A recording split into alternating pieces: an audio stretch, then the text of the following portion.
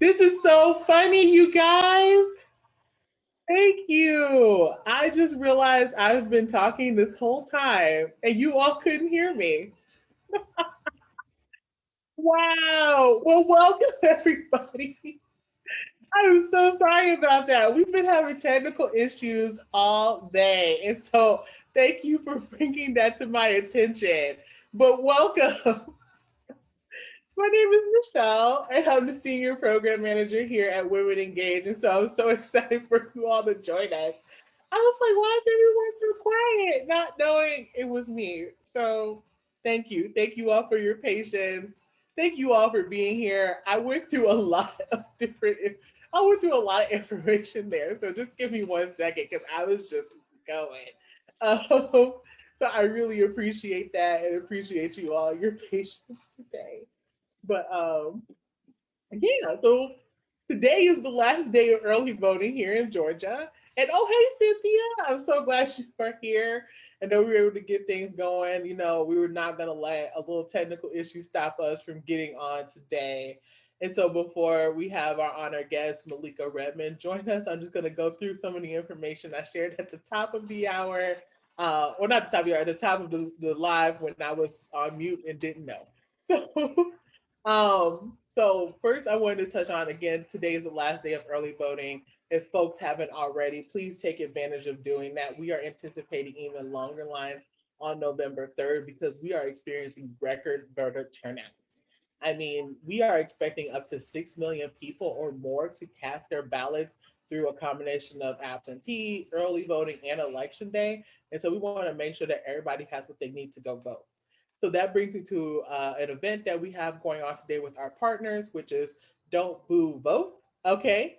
Um, and so that will be happening today at 4 o'clock with a short training. And then from 5 to 7, have some fun Halloween games, some music, some photo montage. Just a really great time to kind of come together and make sure that people who are deciding to vote on election day have what they need to make sure their voices are heard. Oh, hey, mom. So I'm glad you could join us. Oh, yay. The room's kind of filling up. I'm loving this. Yes, everybody else go ahead and chime in the comments. I love to do shout outs to people before we start. Um, and so, with that being said, like this is it. We are going into November 3rd, and there's a lot of things that are on the plate for folks. And so, I will mention is that Women Engaged, we are a nonprofit initiative, meaning that we are nonpartisan. We don't advocate for or against any political party or candidate. We are really here strictly about the issues to make sure that our communities are astute about it and feel confident about these things when going to the poll, ensuring that their voices are heard. And so we're really excited just by the turnout and the links in which Georgians in particular are going to make sure their voices are heard. We saw it at the beginning of an early voting season where people were experiencing long wait times to cast their ballots.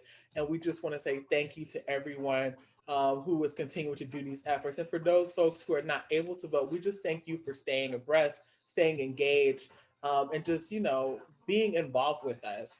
I was sharing earlier while I was on mute that we turned 6 years old October 21st or 20th, I believe, which is a huge milestone for us. And that was in combination of the leadership of Malika Redmond and our other co founder, Margaret Carbo, which launched our organization, um, our initiative in the fall of 2014, really trying to deepen our relationships with our communities, right? So we build community and conversation with one another. We really talk to each other about the issues and really hold space for one another, make sure that we have access to this information, not only just for voting, but voting and beyond. So that means advocating for our issues to our elected officials, talking to our communities as a whole and our broader communities to hold each other accountable to the issues that matter most to us. And so, with that, I want to go ahead and just mention that it takes us all. And so I would love for like if folks are interested in connecting with us in more ways that you can always visit our website, and that's womenengage.org, just to sign up and get involved. Lastly, and I just want to touch on this, is election protection, right? So there's been a lot of energy around the election, things that are going on, and I want to let you all know there has always been an election protection hotline, which is a group of folks who are geared towards making sure that they can advocate on your best on your behalf for your right to vote. So if you see something, say something. Not necessarily on social media just yet, but contact 866 hour OUR vote. And that's a national hotline, and you'll be connected with legal specialists who will be able to assist you if there's any issue or if you have questions about things that just may not seem right to you. And so that's a resource that has always been there. I swear, like every year, every election, they do amazing work to ensure that our voices are heard and that people do not face issues at the ballot box. And they also help advocate for you. And so you can find that information on our website as well. And we are also just asking for people, like the biggest thing right now, especially due to COVID-19, is that, it really does take a connection with one another. So, being intentional about like reaching out to our family members, reaching out to our friends, and having those real conversations about, hey, like, did you turn in your absentee ballot? And then assisting each other with it, right? So it's like if they did turn in their absentee ballot, especially because if you're a family member, you can do that for family members is to turn their absentee ballot on their behalf, or if they need assistance on getting transportation to the polls for early voting or on election day, also offering those services as well, because it's really going to take community to make sure that we hold space for one another. So, with that being said, I'm going to go ahead and read the bio of our amazing guest speaker, which is Malika Redmond, again, our co founder and executive director. Um, she works to inspire Black women and young adults to be impactful leaders, key decision makers, and effective agents for social change through voter engagement and reproductive justice advocacy and leadership development. Malika has worked for 20 years, both nationally and internationally, managing projects that focus on women's human rights, racial justice, and youth empowerment. She founded the International Black Youth Summit in 1994 and was one of the youngest national field organizers for the 2004 March for Women's Lives, an event that brought nearly 1 million participants to the National Mall. Malika is the proud board chair of the Pro Georgia Civic Engagement Table, and her awards include the 2016 Distinguished Rockwood Fellow for Leaders in Reproductive Health Rights and Justice Field Stand Up for Reproductive Justice Award by Feminist Women's Health Center, Legends in the Making Award by Planned Parenthood Southeast, and nominated Changemaker for the 2016 United States Women Conference. Her writings are featured in Truth Out, PRA, The Women's Health Activist, and Alternate. Malika also holds a BA from Spelman College and an MA from Georgia State University. And I swear that is just a glimpse in the life of Malika. And so I'm super excited to have her on today. And so she'll be joining us a little bit later um, in this conversation. And so, yeah, she'll be here in about just about 5 minutes. And so that'll give us some time just to kind of talk about like what to expect come November 3rd, right? So a number of states actually cannot officially start tabulating the results, right, of our absentee ballots until election day. However, we can expect to see that there's going to be a lot of energy and a lot of reporting out about what the data looks like and how voting turns out on election day. What we are advocating for is that we just continue to wait to make sure that everybody's vote has been counted. Um, and so, and making sure that we really hold space for one another in that time, right? And so, really celebrating our wins. Some of the biggest wins right now are the fact that people are taking the time to stand in lines of like 2+ hours or more to make sure that their votes are being heard, and that's a win that is worth celebrating, right? Because oftentimes, when depending on how people want an election to go, they will assume that like, oh, hey, here we go. All right. So we got Malika in the room. Super excited. Let's see here. We're just waiting for, I think, the audio to come on. But super excited to have you here, Malika. Okay. And so I'm going to turn down the music a bit. Let's see here. So we're just getting the video ready, but super excited to have this conversation as we continue to reflect on some of the things that brought women engaged in just the context of voting, and then how we come to this moment, and then how we start to envision how we move beyond this. And so, really excited for this conversation. And if folks have questions while we start this process, want folks to go ahead and what is it? Or drop them in the chat. Sorry, I have all these little screens going on, and I thought I was turning down the music, and it did not. So, so yes. Okay, just checking. Give me 1 second, everybody. Oh, oh no, we lost Malika again. I'm so sorry, everyone. Okay, again, these technical issues are abound, and so what I want to go ahead and talk about too, while we're here, is just to go ahead and start talking about some of the things that we're looking forward to after November 3rd, right? Because the reality is that I don't know about you all, but people are feeling burnt out about this election, right? And I think it's okay to name it. I think 2020 overall has been a very turbulent time, like I think back to some of the things that have happened at the top of the year, and it just seems like it was so long ago. And so I think that um, it's really important for us to name that and hold space for that, but also know that like we can take the time and the care to take care of one another, and then get ready to continue to stay involved and stay engaged as we continue to move forward. I know here in Georgia we're expecting a couple runoff elections, and so I think we got Malika back. Give us 1 second, y'all. Oh, yay! Okay, we got Malika back, y'all. Malika in the house. Looking lovely. Hey, how we doing? I'm doing all right. This retrograde, right? Like just like how are you How doing? about it? Well, as you know, we're without power, and so we are making it work the best way we can because that's what women engaged do. And so I am actually you hear a mirror in the background. And so we're actually in Starbucks line with all the rest of my neighbors who are over here in Southwest Atlanta without power, um, trying to trying to make it work. So Right. that's No, what we're doing. I just appreciate you for making a way. And hello, Amira, we hear you, girl. Like, because I think definitely like Here you, girl. right, like it's just interesting how the expectation around the power and stuff, and how they're projecting it to be available for folks. Like I think what was it, Sunday? Like, oh no, I think we might have lost Malika. Malika, are you still there? Uh oh. Okay, we I can't hear you.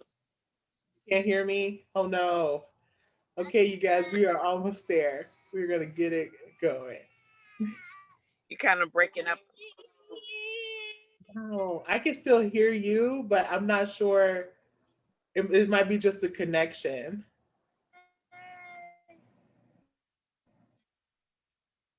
Can you hear me?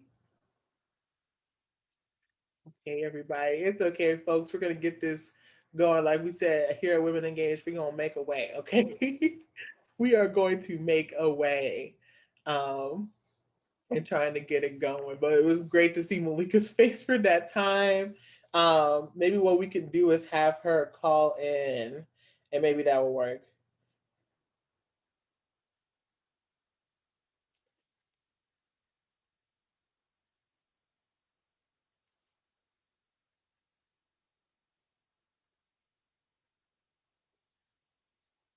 Give me 1 second. I'm sending her the call in information so then that way we can get her back in the room. But I'm so thankful that you all are being patient with us because, again, I think I mentioned this. I might have mentioned this during the when I was muted, but we had Hurricane Zeta that came through and left 1 million Georgians without power, and so Malika is also still being affected by it. And so I'm just thankful that she, was taking the time to come out and still talk with us today. about some of these things. And so I'm just getting her situated now. While I do that, I'm going to play some more music because that is just what we need right now. Because what I think Gayla said it best a couple weeks is, what is the movement without music, right?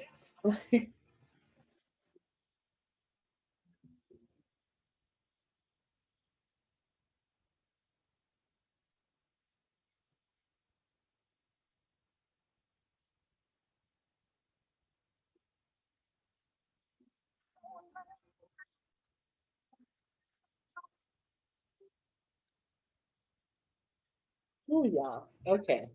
We are almost there. I just sent her the call information, so hopefully we can get her back in so we can hear the gems that she's got for us today. But thank you everybody for being here. Oh, okay, here we go. All right, I'm turning it back down. All right, we're back. I know it's all good. It's good. We here. I appreciate you so much, Malika.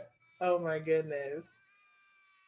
So we did it. We did it. We're here. Yes. Oh my goodness. I just so yeah, I got to tell people a little bit more about you and the amazing work that you led. I read your bio to folks, and so folks were like super excited to hear more about you. And so like I know today I just like wanted to spend some time, I guess, like hearing your reflections, especially about not only just with like how we get to this moment, but like, I shared with folks that like we just turned 6 a couple weeks ago, Right. like, and the context that brought women engaged together then, so if you wanted to share a little bit then about like what was it like back then that kind of led to like, founding and like bringing us together with this. Well, it's interesting. Well, thanks. I mean, it's interesting. It's such a full circle moment, in so many ways in terms of thinking about the organization in our 6th year. Um, and really the idea for Women Engage was, in a way, it was like my friend Margaret and I, were talking about, just sort of what we thought about in 2014 as the urgency then to get, to get involved with, making sure that, you know, those who have been really excited about being civically engaged and involved, being part of, historic election of 2008 and 2012, and what, representative, what a reflexive democracy really means and looks like, that we continue to engage, our communities, and to make sure that people, see themselves being reflected and their values being reflected. And so that was really part of it. The other part was that we, were concerned about what we also were seeing at the time, thinking about, the Shelby v. Holder decision, that basically, you know, um, took the sort of muscle out of the Voting Rights Act to, make sure that states that had a habit and of discrimination and racism and marginalizing people from being able to vote, had to have, there was a checks and balance. They had to have any new law that they were trying to create, be cleared before they could actually put it in place. And, not having that was another concern that we thought about, that, we were already seeing, ways in which voter suppression happened and was going on, and knew that it would only, just get worse, and so we were concerned about that as well. And knew that when we think about the issues that are important to our lives, that fundamentally, if we didn't have access to the polls, as one of those, tools to have a voice in our government, that it would be very difficult to be able to focus on other issues that matter to us in our lives. you know, I'm a mom. You see my baby girl in the back, and she's excited to hear us talking.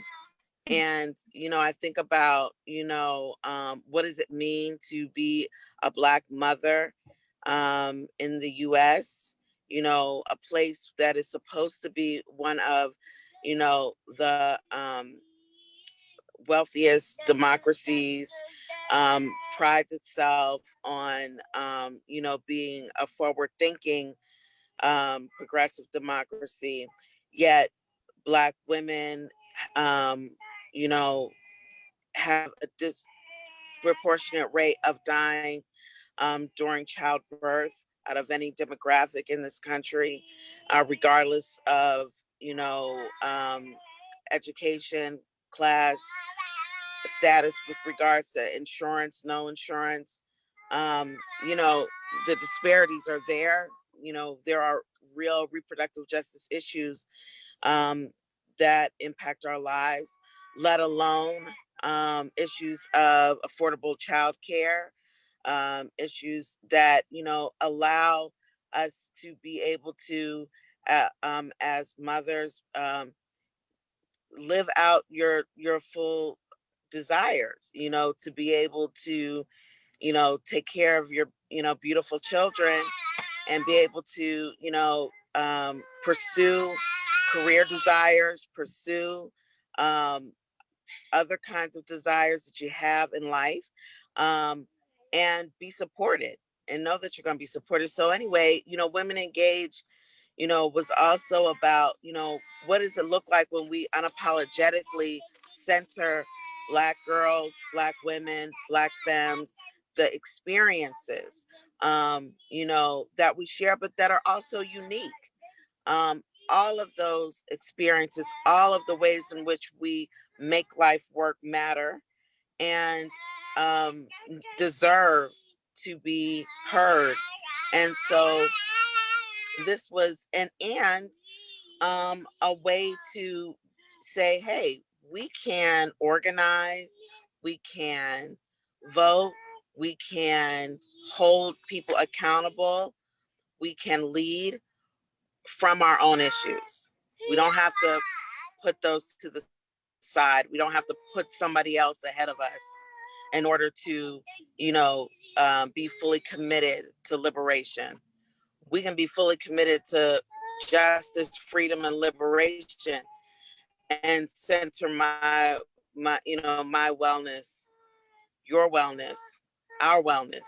So, that's kind of the where it starts. You've probably seen a little bit of a glare, but I hope that you can still Yeah. see me while Yeah. we're driving. But just know I'm not driving. Andre's driving. I'm in the passenger side. But yeah. So no driving and being on the cell phone at the same time. Right. We appreciate the safety. Okay. We appreciate the safety. And I love how really just connecting it too, because I think oftentimes in other social justice spaces, there has been this level of like Black women, femmes, and girls having to separate ourselves, right? Like you're a woman in some spaces and then you're Black in another space, and really being able to just honor our wholeness across the intersections of our identities. And I think like what I love about this organization is like how we then pair together like the civic engagement piece, right? And so I guess like when we start thinking about the role of civic engagement and just the movement of reproductive justice and broader social justice movements, um like why did you feel it was critical at that time to really like bring that focus in? Yeah. Oh, that's a great question, Michelle. Wow. I think what was important about it, so it was a few things. And so I'm going to step back really quickly and say that idea of being able to bring our full selves into social justice, into organizing, into activating on the issues that are important to us, not having to compartmentalize. For me, I learned that as a student of Spelman College, as a student of Beverly Guy Sheftall and Mbahati Kaumba in the Women's Research and Resource Center in the Comparative Women's Studies major, that what was discussed was us. We were the center of our intellectual discussion, and so therefore, it only made sense to me that this was, it should always be that way. And then, having a chance to meet Loretta Ross and learning about reproductive justice, this framework that was um, designed by Black women who had been long have been long time leaders in pro-choice activism, reproductive health and rights work, racial justice work, and said, we need to talk about this from a justice perspective. And once I heard reproductive justice, that frame, that definition, to me, one that is about, looking at the whole of the Black woman culturally, experiences economically, from the lenses that are inexplicably linked, through the intersections, um, and of where in which oppression in our lives show up, um, and that it just all made sense to me. And that in creating this organization, I knew that fundamentally my values, my principles were going to be that we do and we will be able to bring our whole selves to our work. Otherwise, it's inauthentic, and it's not, and I'm not concerned whether or not other people who imagine that as Black women we should either focus on one issue or the other, we need to prioritize, one experience over the other, whether that's race or gender or sexuality or class or whatever. That in fact we know that these experiences are intimately linked, and the and and so we want to be able to, we are doing our work by bringing all those things together. The voter engagement piece was really critical in that, when I think about voter engagement, when I was introduced to thinking about it through the lens of, how can we do voter engagement in such a way that is not transactional, that is not just going into communities, Black communities, communities of color, but Black communities in particular, in some kind of transactional way, where people only see and understand voting when people come parachute into their neighborhoods a couple of weeks before an election and want to tell you to vote for this particular charismatic individual or that particular person. Um, and and simply that, and without any real concrete goals, or even having built some kind of relationship with the community in such a way to get to know people and to understand what are the issues that matter to them most, and connecting the dots between being civically, engaged and voting every year when there's an opportunity to vote, and the issues that are most important to them. And so I felt like, it was imperative to do that work. So Women Engaged may not be sort of well known in the greater sphere of sort of, social justice work, but part of that is because we do our work in a deep way.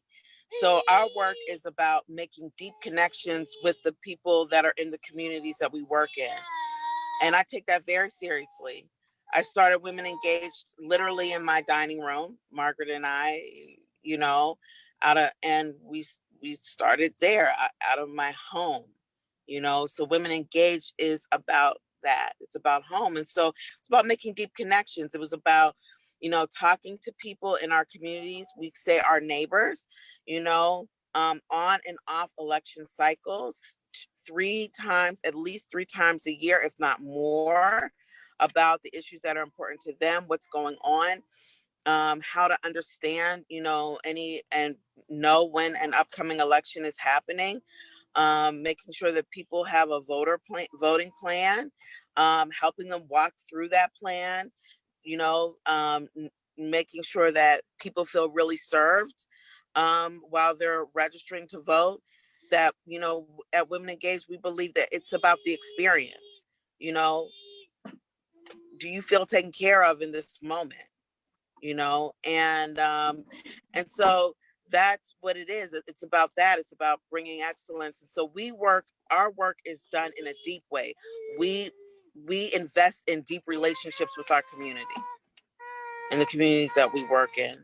And in that, we try to, continue to support people along with voting, getting more and more involved on the issues that matter to them, so that they feel really connected and invested and have a stake in what's going on.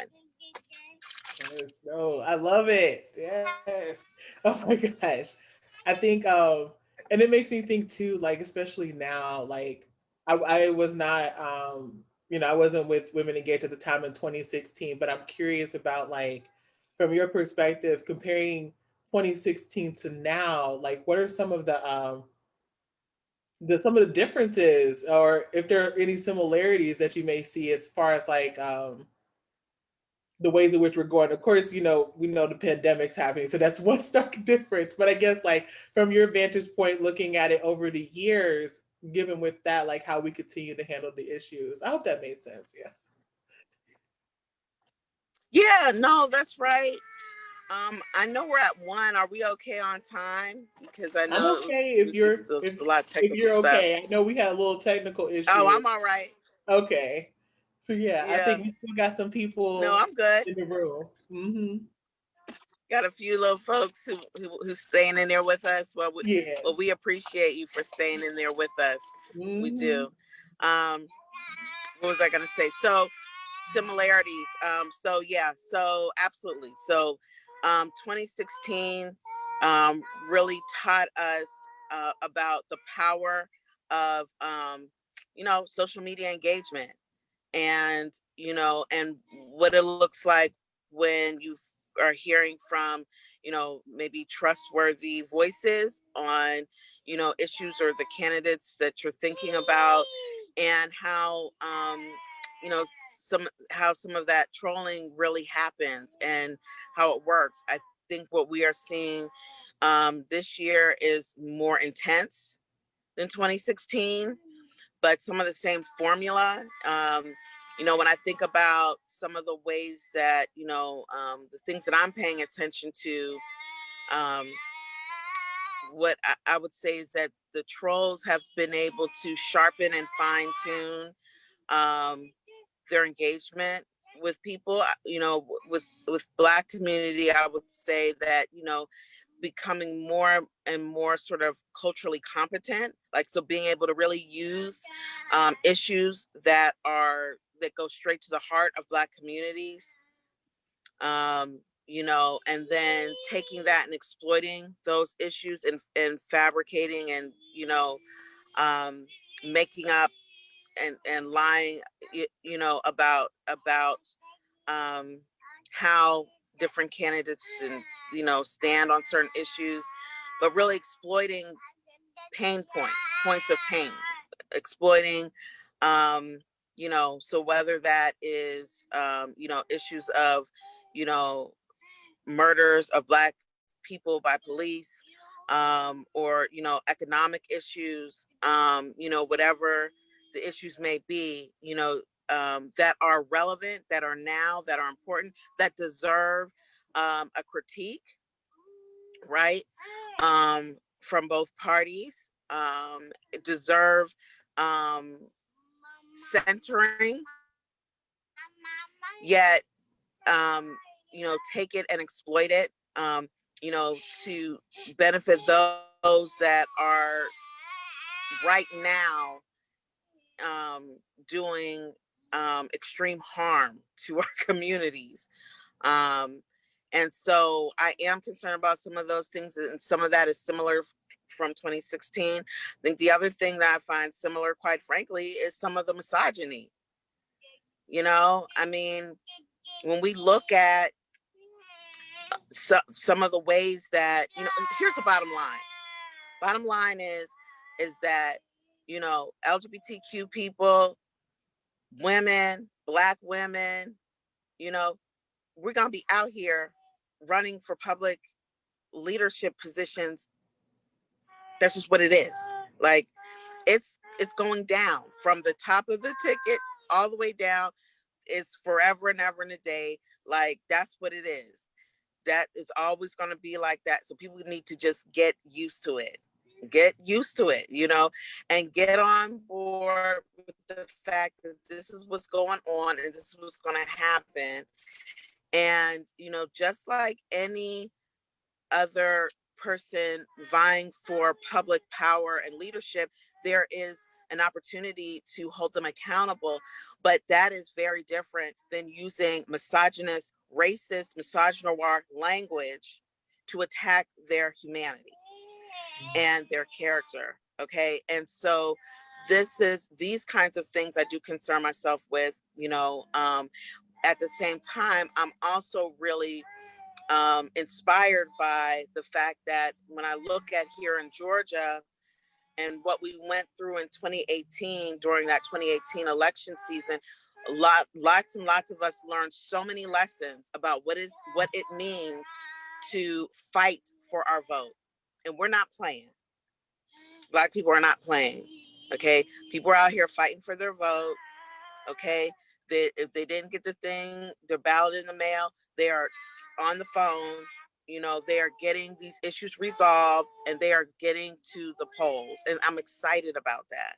I'm really excited about that because it likens to, a past that we can be very proud of, a history of Black people who have, been resilient around our participation and our rights and our rights.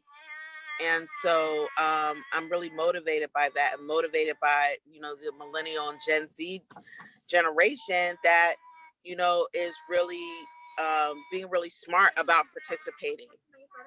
So those are the things I'm excited about. And I feel like we learned a lot in the last few years, post Shelby v. Holder, like what it means to see, voter suppression, and we're fighting. Yes. No, I love that connection of it too, because it is very like it is troublesome when you hear about the misogyny and the things about that, but also too like I do find inspiration in the fact that like so many more people are now ready to be engaged, right? They're like, let's not only vote, like I'm ready to get some stuff done. And so I guess like with these things in mind, like really holding that we still have work to do, right? I guess it's like, how do you envision what that looks like for us after November 3rd? So like we're at the tail end. Today's the last day of early voting. The end of the election season for this election is November 3rd. What does that look like for us to continue this work together? What can folks do to like get in on working around these issues that you outlined? Do you have any bagels? Say that last part again, Michelle. I missed. Bagels? Oh yeah, I was saying that last part of your question. The way that you envision things, like what are some ways in which people can also get involved around this around after November 3rd as far as addressing those issues around holding electeds accountable, the racialized misogyny that is taking place around um, Right. Black folks, Black queer folks, Black women running for office, like and how we begin to envision ourselves beyond November 3rd. Right. So thank you for that question. So, what I've been doing is I've really been like closing my eyes and meditating on, you know, what it feels like, what it looks like for me, for my daughter, you know, for my family, for our community to feel, whole and complete. Like, what does that look like? What does that feel like? Like, and that brings me so much joy. and it brings me, that inspiration to continue to do the work that we do. I think what I'm excited about is that, one is, November 3rd comes and we're going to be, and I'm telling everyone to be patient, right? Because what we're going to need to do is we want, the votes to be counted, right? And we want people's voices to be represented. And so it's likely going to take some time, a bit of time. And so first, there's that, and we're going to take some deep breaths, right? I think what we're going to also be heartened by is, there's going to be some, and continue to be, because we've been seeing this since 2016, a lot of groundbreaking, historic results as well, down ballot all over the country, right? Because this is also what we're going to see, and it's going to also be really inspiring and exciting because of the people power, because of people getting out and participating, right? And so these are going to be key things. When we look at the local piece, like this is really important, and getting involved. So what does that look like? Well, I would say that one of the first, it's like, what is your vision? What is your vision? What excites you? What are the issues that are important to you? What brings you joy? What brings you wanting to, participate, from the environment to racial justice to, all of the things that are important. And then I would say, plug into, an organization, or, a group or a network that that's, really championing this work, and find your voice to, and get involved. And if you don't see that happening, feel really empowered that, you can begin that yourself, and you will find your group, you will find your folks who will want to be in that with you and champion it. I would say that, the finally I would say that, um this is a process where, the deeper we can make these relationships, and right now with the COVID, it's hard, because we're, having to do things in ways that are very new to all of us in terms of being in relationship with people. But it's not impossible. It's not impossible. And the other thing is, we're finding other creative ways to make deeper connections. And so this is the opportunity, this is the moment to make those deeper connections, and build upon those deeper connections that we have with each other, and to talk about, what matters to the people that matter to you, not compartmentalizing that. I think that sort of thing is something that I hope we've learned. It's like, when I hear people say, well, we can't talk about, I don't talk about this, these issues or that with these people, but we have to talk about what matters to you with the people that matter to you. This is how we build. This is how we grow. This is how we make it happen, you know. And so that's why I would say, it's exciting time of transition, of transformation.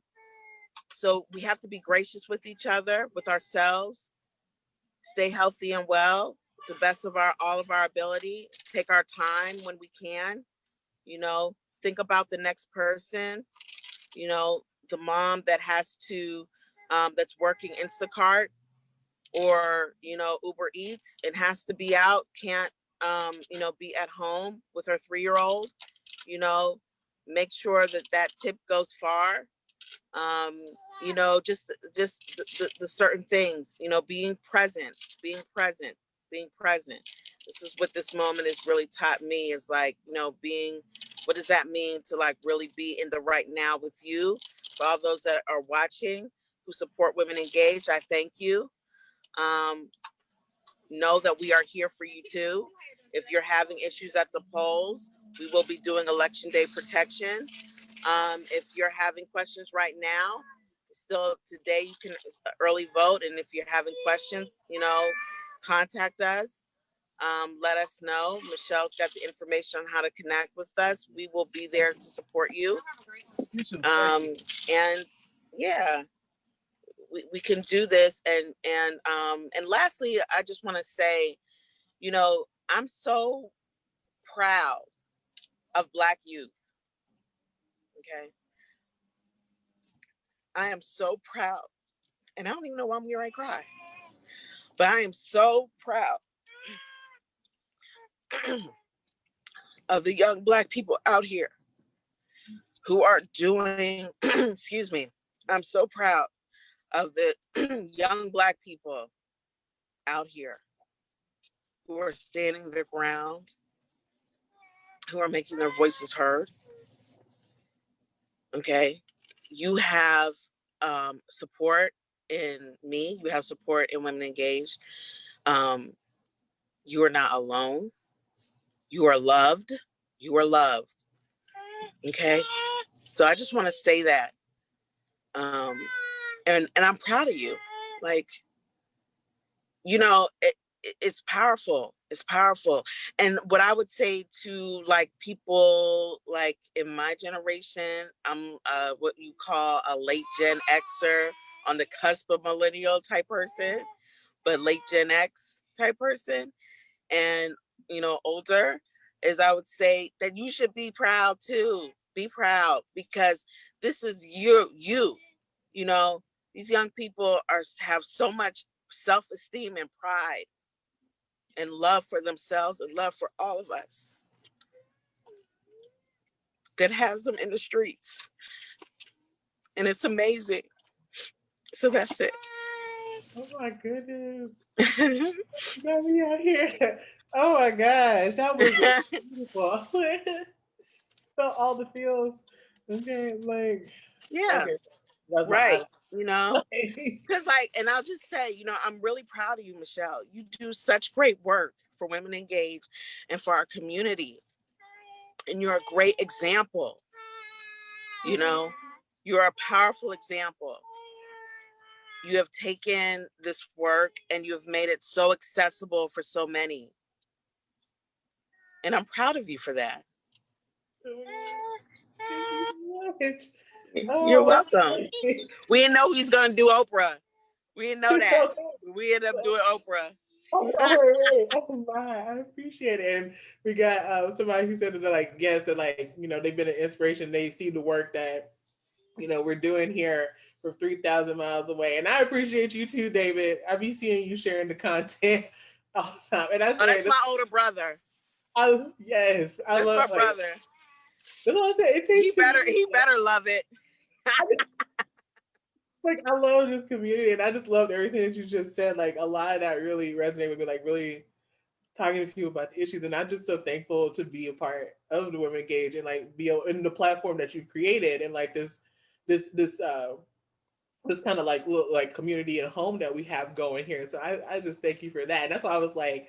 When we first started this series, I knew, y'all. I was like, I got to get Malika on here all the day, the Friday before the election, because we was gonna get some gems dropped. Okay, like I think definitely to your point about like how we continue to move forward and really feeling inspired by what's been going on, especially this year, right? And how much we're seeing like even more young people too, because I too am inspired by some of these young folks like as young as like 15, 16, 17 years old who are like really out here doing it. So I'm like, I think that's the one thing is that like regardless of anyone's political leanings and stuff, post November 3rd I feel like we're gonna be good, because we have this this growing community of folks who are building together, um and doing stuff like that. So no, I don't know what to say. I don't know if I any other questions. I just appreciate folks for hanging in with us. I know we're about almost 20 minutes past the hour, but it's been a day. But like I said, we was gonna get in here. And so I guess Malika, I like to I don't know if there's anything else that you wanted to share maybe before I ask you your closing out song.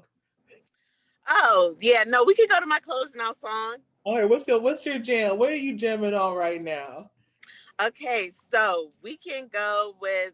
I think everybody needs Lil Fela Kuti on their Facebook right now. We can do Water No Enemy. We can close Okay. it out with some of Fela and enjoy ourselves and dance it out. Yes, I got you. See, you putting me on. I tell y'all, Malika Have be some putting me on to fun. a lot of stuff. Yes. And so, I thank everybody for tuning in. It was so great to see you again, Cynthia. It's so great for me to see you in the comments, David. I feel like even though, like you said, we're getting innovative with this, I be feeling like I just be knowing people because we see like, like, I love this and Hey, everything. Cynthia. Thank you, Mom. My Hey, mom said you all are David. amazing women doing great Hey, things for the guys. community. And so my mom said you're great. Like, yes. Oh, hey, And, Michelle's mom. it's like, wow. Cool. So yeah, you guys, like, November 3rd is coming, but if you haven't voted, please do so. If you need help, we are here. We'll get you connected. Even for our out of state folks, go ahead and hit us up. We will help you out. Okay. Like, um, and after November 3rd, we're still gonna be here because there's still more work to do. And so, with that, y'all, I appreciate y'all for staying with us on Facebook. And with that, we are out. And so this is You Ask Me Answers. We'll be back with some more segments, a new schedule.